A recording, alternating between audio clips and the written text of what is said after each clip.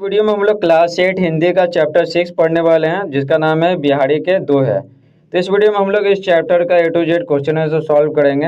आप सब बोल रहे थे चैप्टर 6 से वीडियो लाया जाए, तो चलिए वीडियो लेकर हाजिर है। तो सबसे पहले हम लोग सॉल्व करेंगे प्रश्न अभ्यास।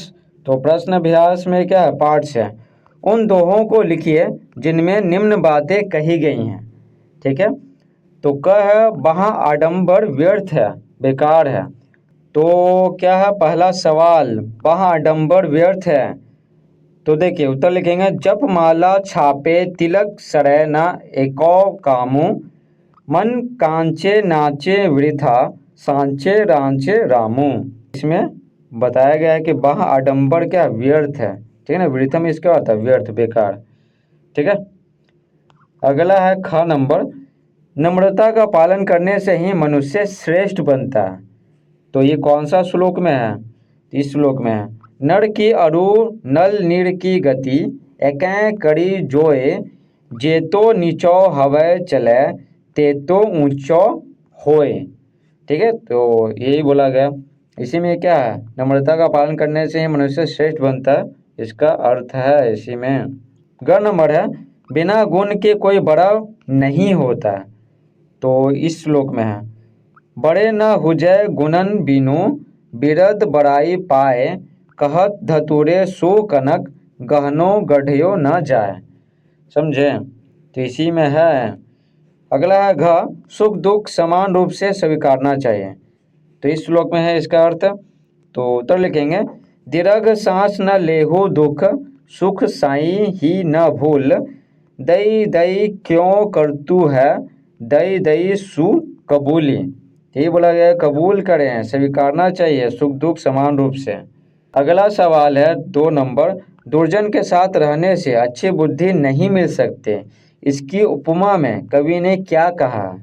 तो उत्तर लिखेंगे, इसकी उपमा में कवि ने कहा है कि हिंग को कपूर के साथ रखने से हिंग सुगंधित नहीं होता है। समझे, हिंग सुगंधित नहीं होता है।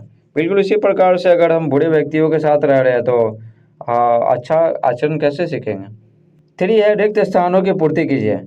क है, नर की अरु डैश ऊंचो होए। तो ये आप याद कर लीजिएगा।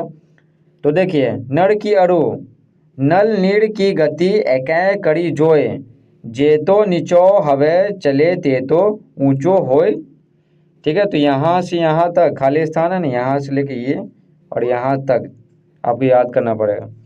ख है, जप माला छापे तिलक, डैश सांचे राचे रामो।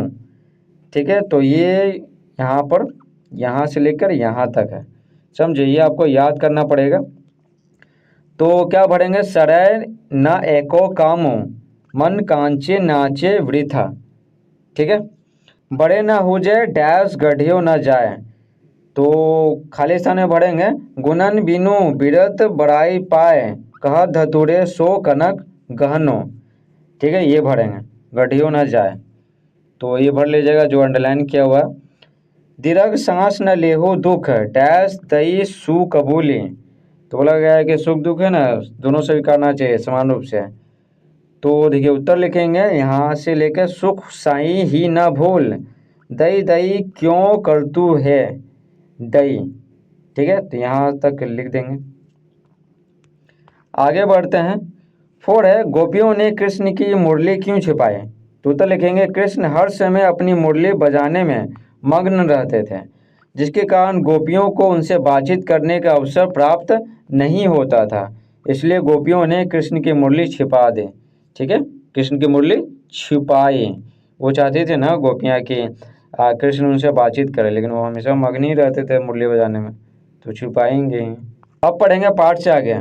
गुण नाम से ज़्यादा बड़ा होता है। गुण है ना, नाम से ज़्यादा बड़ा होता है। कैसे, देखो उत्तर लिखेंगे, नाम से कोई गुणवान नहीं होता।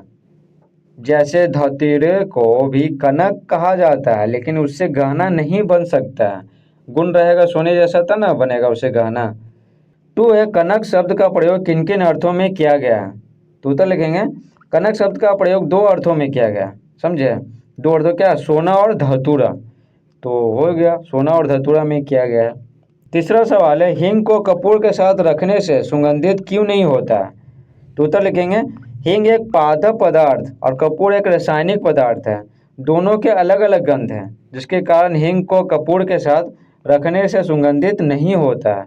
यह उसी प्रकार है जैसे बुरी संगति के लोगों को सुधारना बहुत मुश्किल होता है। समझे? तो दोनों का गुण अलग अलग है, तो दोनों कैसे एक जैसा हो जाएगा। अब देखिए व्याकरण पढ़ेंगे। परिभाषित शब्द लिखिए। देखिए दोनों का मतलब सेम ही रहता है। भौम में क्या होता है? संसार। बाधा में से होता है विघ्न, समस्या। नीड़ में से होता है जल, पानी। नर में से होता है मनुष्य, ठीक है, मानव। तन में से होता है शरीर, ठीक है, जिसको काया भी बोलते हैं। कनक में से होता है सोना। अब देखिए आगे क्या बोला गया। निम्न शब्दों के आधुनिक और खड़ी बोली रूप लिखिए। आधुनिक और खड़ी बोली रूप लिखिए। तो ये तो ये सब है ना, अरु, तेतो, वृथा, ये सब बहुत पुराना है। तो आधुनिक जो अभी इस्तेमाल हम लोग करते हैं, तरु के बदले और करते हैं। तेतो मतलब उतना, वृथा मतलब व्यर्थ, जेतो तो करते नहीं है, तो जेतो की जगह क्या करते हैं? जितना। हरो मतलब हरण करो, गुणन मतलब गुण, और बिनु मतलब बिना। तो इस प्रकार से पूरा चैप्टर समाप्त होता है। आई होप आपको वीडियो पसंद आया होगा, और पसंद आया तो वीडियो को लाइक करें, चैनल पर नए हैं तो चैनल को सब्सक्राइब करें। Thanks for watching.